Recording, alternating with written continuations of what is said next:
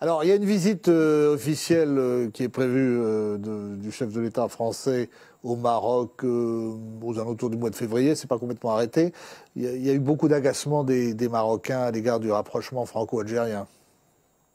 C'est pas tout à fait ça. C'est-à-dire que Emmanuel Macron, en partant d'Alger, s'est auto-invité au Maroc. Donc, il a commis deux impairs diplomatiques. Le premier, c'est de ne pas passer par les voies protocolaires. Donc, Quai d'Orsay, ministre marocain des Affaires étrangères, et comme ça, un chef d'État s'invite pas dans un autre pays. D'autre part, de le faire d'Alger, c'était pas très malin de la part de Macron, qui a d'ailleurs totalement raté sa visite en Algérie. C'était pas très malin de le faire d'Alger, il aurait pu le faire de Paris. Moi, les sources que j'ai au Maroc de bien placées, c'est de dire que Macron n'est pas invité au Maroc tant qu'il ne fera pas une demande officielle par les voies diplomatiques en tant que chef d'État, une visite de chef d'État.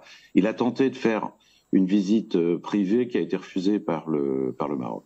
C'est-à-dire que la France, alors depuis hélas le départ de feu Jacques Chirac, la France a tendance à traiter le Maroc un peu comme Saint-Pierre et Miquelon, c'est-à-dire une sorte d'excroissance avec laquelle on peut se permettre n'importe quel comportement.